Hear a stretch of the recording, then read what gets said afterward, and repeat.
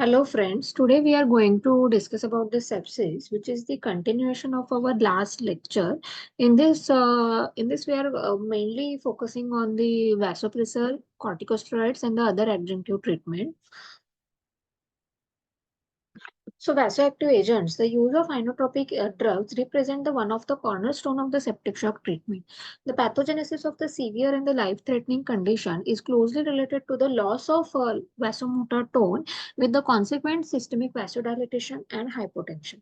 Since the MAP of 60 to 65 mmHg is considered as a threshold for increased risk of morbidity and mortality, surviving sepsis guideline recommended the MAP target of 65 mmHg and indicates norepinephrine as the first choice of drug. So the recent RCT have proposed the permissive hypotension in patient of 65 year with the septic shock showing no difference in 90-day mortality, whereas high blood pressure values did not seem to add any further benefit. So this is the trial which was published in 2014 in NEGM article, which compared the high versus low blood pressure target in patient with septic shock. And in that they have compared the two blood pressure, two MAP target, 65 mmHg versus 85 mmHg. And this showed no difference, significant difference in the mortality. So norepinephrine is the adrenergic agonist that predominantly manifests its effect at the vascular level, enhancing the vascular filling pressure and redistributing blood flow via its vasoconstricting effect. In addition, it improves the myocardial contractility and cardiac output while having the minor impact on the heart rate. Ideally, the inotropic drug assessment should occur within the first hour if fluid infusion alone is not sufficient to reach the desired. Various studies have demonstrated that early norepinephrine administration at a dose of 0.1 to 1.2 gram per kg per minute may improve outcome of a septic patient, although results remain controversial. In particular, it has been shown to be effective in shortening length of stay and reducing the mortality. Since the adrenergic component of cardiomyocyte has not yet been altered in early stage of the shock, prompt any norepinephrine infusion improves the coronary perfusion also by increasing atrial diastolic pressure. In addition, early inotropic administration seems to be successfully resuscitated microcirculation with consequent improvement in tissue perfusion and oxygenation. Finally, through its vasoactive effect on peripheral circulation, norepinephrine allows for the administration of small crystalloid amount, thus circumventing the risk of fluid overload. So vasopressin may be considered as a second-line choice for septic shock treatment, and according to surviving sepsis campaign recommendation, it can be administered at a dose of 0.25 to 0.5 gram per kg per minute in addition to norepinephrine to obtain the target map of decreasing the dosage of later, that is vasopressin, and later, that is norepinephrine, and reducing the side effect of adrenergic overload. So epinephrine should be considered as a third line treatment for septic shock, and its use should be limited to those cases with the inadequate MAP level despite norepinephrine and vasopressin administration. As for vasopressin, it can be used concomitantly with norepinephrine. Due to its important adrenergic effect, the use of epinephrine is indicated to a greater extent in case of cardiac dysfunction. So furthermore, its administration may lead to more side effects than those induced by norepinephrine. For example, tachycardia, tachyarrhythmia, and increased blood lactate concentration. So the bottom line of the use of this vasopressors are vasopressor should be administered in case of the MAP less than 65 mmHg despite fluid replacement. And the first line of vasopressor should always be the norepinephrine at a dose of 0.1 to 1.2 gram per kg per minute for septic patient, and its early administration could prevent fluid overload, thus reducing the mortality. Now the second line is the vasopressin at dose of 0.25 to 0.5 gram per kg per minute, and it might be associated with the norepinephrine with the target MAP is not achieved. So epinephrine is the third choice of vasopressor and can considered only in case of the low ejection fraction. So, dopamine versus norepinephrine. First surviving sepsis campaign guideline, published in 2004, recommended either norepinephrine or dopamine through central venous catheter as a first choice vasopressor agent to correct hypotension in septic shock. However, last 2020 landmark guideline comparing dopamine and norepinephrine in the treatment of septic shock showed no difference in 28-day mortality, but significantly high risk of arrhythmia with the dopamine, making norepinephrine the vasopressor of choice for septic shock in 2012 SSC guideline update. So this is the trial which was published in NEJM in 2010, which compared the dopamine and norepinephrine in the treatment of septic shock. And the conclusion of this trial was no significant difference in the rate of death between the patient with shock who were treated with dopamine as a first-line vasopressor agent and those who treated with the norepinephrine. And the use of dopamine was associated with the greater number of the adverse. So, furthermore, in 2015, systemic review and the meta-analysis of 11 randomized control trial comparing norepinephrine and dopamine. Norepinephrine had the better hemodynamic profile, lower risk of adverse event and arrhythmias, and overall lower mortality. And hence, in 2023, dopamine use in septic shock should be limited to selective patients, those who presented with the bradycardia, or if a norepinephrine is not. Now, the next is the comparison between vasopressin versus norepinephrine. So, the patient with the septic shock are thought to have the relative vasopressin deficiency. So, early in case series and small randomized studies showed the decrease in catecholamine requirement and potential renal protective effect with the vasopressin. And this finding prompted increased vasopressin use in early 2000s, despite the absence of large randomized control trials showing the benefit. Oh, so in 2008, there is a large randomized control trial, which is VAST trial, was published, which showed no difference in 28-day mortality when vasopressin was added to norepinephrine compared to norepinephrine alone. However, in subgroup analysis, a trend toward lower 28-day mortality was observed with the addition of vasopressin to norepinephrine in patients with the lower severity shock. That is norepinephrine layer dose less than 15 gram per minute. So the further analysis from the VAST also suggested that vasopressin may decrease the risk of kidney injury. Now the next in 2016, Vanish trial was published, which directly compared the use of vasopressin to norepinephrine instead of add-on vasopressin as VAST trial did. And the primary outcome was compared on 28th day, which was survival free from the kidney failure. The study, this Vanish trial showed no significant difference between the vasopressin and norepinephrine in the number of kidney failure free days or 28-day mortality. Although vasopressin did not decrease the risk of kidney injury, and its use was associated with the uh, lower rate of renal replacement therapy. So the role of vasopressin, recent systemic reviews and meta-analysis showed that vasopressin is safe in septic shock. It reduces the risk of arrhythmia when combined with the catecholamine and may decrease the rate of RRT, but has no effect on mortality and may be associated with the higher risk of digital ischemia. So in 2021, when the Surviving Sepsis Campaign guideline was published, they suggested the starting vasopressin when norepinephrine dose reaches 0.5 to 0.25 to zero point 0.5 gram per kg per minute. But the perfect timing to start vasopressin in septic shock continue to be debatable, and some favor of initiating it early on with a lower dose of norepinephrine. Now the next is comparison between the epinephrine versus norepinephrine. Over the last 20 years, norepinephrine has always been preferred over epinephrine as the first-line vasopressor agent in septic shock. And epinephrine have been associated with the increased risk of splanchnic vasoconstriction, hyperlactemia, hyperglycemia, and tachyarrhythmias. The optimal timing to add epinephrine to norepinephrine in patient with the septic shock is unclear and may need to be individualized. At present, epinephrine may be considered as a first-line agent in setting where a norepinephrine is unavailable and in patient with the severe septic shock and cardiac dysfunction. So the next is phenylephrine versus norepinephrine. So phenylephrine is the pure alpha agonist with the pure arterial and the venous vasoconstriction, and its effect on cardiac output is variable. It is significantly less potent vasopressor than the norepinephrine.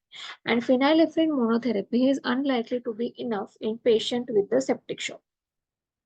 Despite being overall inferior to norepinephrine, phenylephrine still appealed to some intensivists in patients with septic shock and atrial fibrillation, given that it is associated with the lower heart rate than norepinephrine.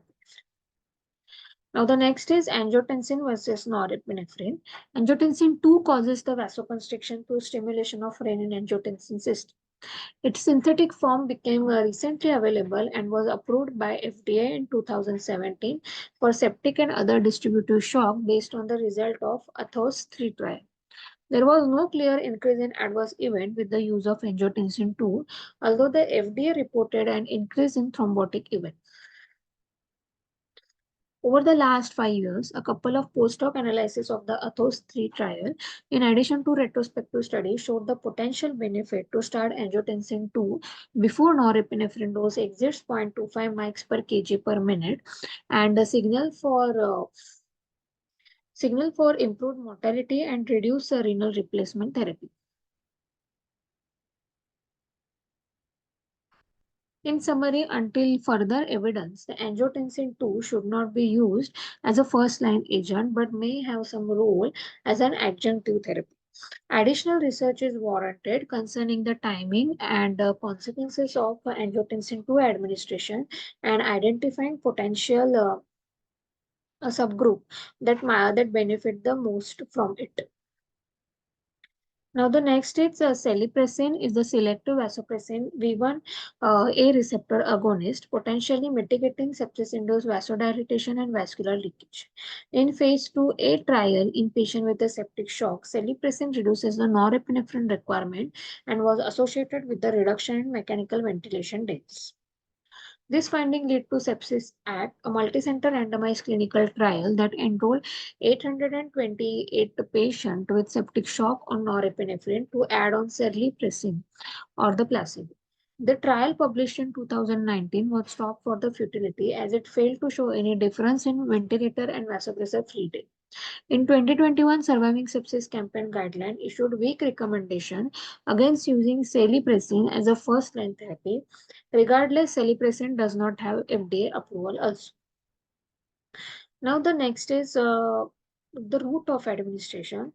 So by which route should we administer this inotrope? Should we administer the inotrope via central route or peripheral route of administration is better? So we'll see the discussion of it. Historically, vasopressor have been delivered via central venous catheter due to concern of localized tissue injury from the extravasation. Over the last 10 years, several small studies and systemic reviews shows that overall extravasation risk is 6 out. Data from the ARISE trial shows that 42% of the patient had vasopressor initiated through peripheral line with short time of vasopressor initiation and no significant adverse outcome. In 2021, Surviving Sepsis guideline issued weak recommendation suggesting vasopressor initiation through peripheral catheter until central venous catheter is secured. Okay. And in 2023, Clover's trial also showed that initial peripheral administration of the vasopressor agent was safe with only 3 extravasation among 500 patients who received vasopressor peripheral. So now regarding the adjunctive glucocorticoid therapy. So IDSA recommended against the routine use of steroid in severe sepsis and septic shock in 1992. But a decade later, a concept of relative adrenal insufficiency in septic shock patient and systemic inflammation induced glucocorticoid receptor resistance prompted the renewed interest in the longer course of lower dose corticosteroids. In 2002, Anna et al. Showed that 7-day course of low-dose hydrocortisone, that is 50 mg IV every 6 hours, or fludrocortisone, that is 50 mics daily, decreases the mortality and median duration of vasopressor therapy in patients with the septic shock and relative adrenal insufficiency compared to placebo. So, given the result of this study, 2004 Surviving Sepsis Guideline issued the recommendation to use corticosteroid in patients with the septic shock. In 2008, the corticosteroid, that is corticosteroid therapy of septic shock trial was published, showing that hydrocortisone did not decrease the mortality in patients with septic shock, regardless of their response to the corticosteroid. Given the result of Corticus, the 2008 Surviving Sepsis Guidelines suggest, compared to recommended in 2004, that hydrocortisone to be given only to patients in septic shock after blood pressure is identified to be poorly responsive to fluid resuscitation and vasopressor therapy, and that ACTH stimulation test not to be used.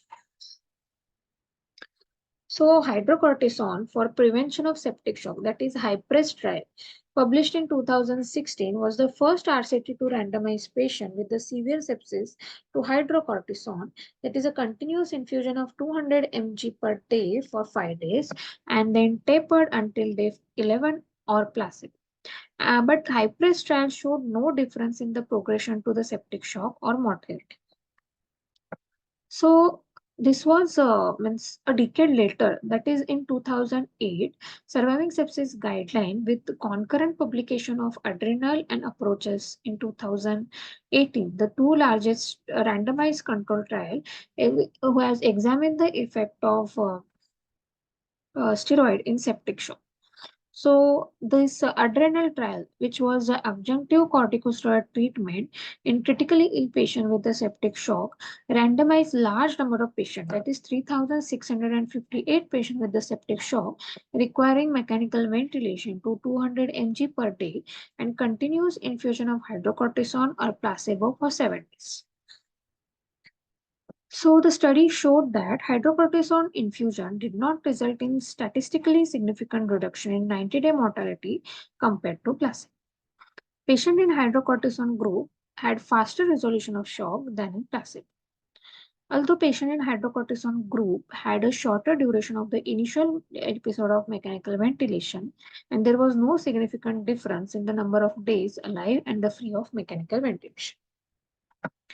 So later on, the approaches trial was published, which was activated protein C and hydrocortisone for human septic shock, which was the multicenter randomized trial with the 2 by 2 factorial design that was developed to test hypothesis that hydrocortisone plus fluorocortisone therapy or activated drotaverkin alpha would improve the clinical outcome of patient with the septic shock.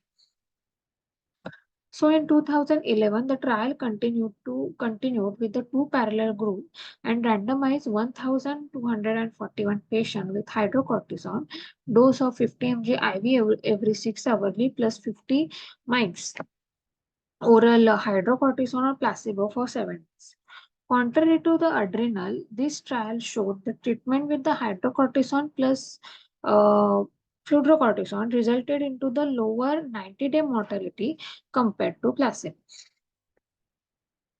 The secondary outcome also favored the hydrocortisone plus fluorocortisone group, which had lower 180-day mortality and higher number of vasopressor-free days, organ failure-free days, but a similar number of ventilator-free days compared to placebo. No difference in the rate of serious adverse event was seen. It is unclear why approaches showed a reduction in mortality with hydrocortisone and adrenal did not. A much smaller randomized control trial, that is a coitus, from 2010 showed that addition of oral fluorocortisone did not result in the statistically significant improvement in the mortality, although it is possible that study was underpowered to detect such a difference. And a systemic review and meta-analysis including 37 randomized control trial, including approaches and the adrenal, suggests that corticosteroid was associated with the reduced 28-day mortality compared to placebo in patients with adults with the sepsis. So derived from the result of approaches in the adrenal, The 2021 surviving sepsis guideline included weak recommendation in the favor of corticosteroid in patients with the ongoing shock following fluid resuscitation, that is 200 mg per day hydrocortisone given as 50 mg intravenously every 6 hours or continuous infusion in patient on 0.25 mics per kg per minute norepinephrine or epinephrine at least 4 hours after initiation. A debate regarding association of low-dose corticosteroid with the mortality benefit in patients with septic shock or whether adding fludrocortisone has any additional benefit has yet to be settled. In our current practice, we use 200 mg of the intravenous hydrocortisone plus 50 mg of oral fludrocortisone, given the potential benefit of fludrocortisone with minimal to no additional risk. Now, this is the summary of the trial about the corticosteroids. So we'll see. So N et al. In 2002, it was a multi-center randomized control trial found that 7-day course of hydrocortisone and fludrocortisone reduced the mortality in mechanically ventilated patients with septic shock and relatively adrenal insufficiency. Then in 2010, the coitus trial was published, which was a multicenter randomized control trial, found that addition of the fludrocortisone to hydrocortisone did not offer survival benefit. Intensive insulin therapy in patients reducing hydrocortisone also did not reduce the hospital mortality. Then in uh, simultaneously in 2008, before this Corticus trial was published, which was the multicenter randomized control trial, found that 11-day hydrocortisone taper in patients with the septic shock did not lead to reduction in mortality, and in those with the severe septic shock was reversed. Hydrocortisone fastened reversal. So high incidence of secondary infection with the hydrocortisone. So in 2016, Hypres trial was published. In this trial, they studied the severe septic patient and they have given hydrocortisone for 11 days and then they have tapered it, but it did not reduce the risk of progression to septic shock within 14 days and more adverse effect including secondary infection were seen in hydrocortisone group. Then in 2018, the two trials, which was adrenal trial and approach trial, which was published. The approach trial was large multicentric randomized trial of septic shock, which compared the 7-day course of hydrocortisone and fludrocortisone with placebo, which showed the reduced 90-day mortality and increased vasopressor-free days without significant increase in the adverse effect. But the adrenal trial, which was also published in 2018, it was a large multicenter randomized control trial, found that 7-day continuous hydrocortisone infusion in mechanically ventilated septic shock did not decrease the mortality, but was associated with the reduced shock duration compared to placebo. There was no difference in the ventilator-free days, need for RRT, and secondary infections.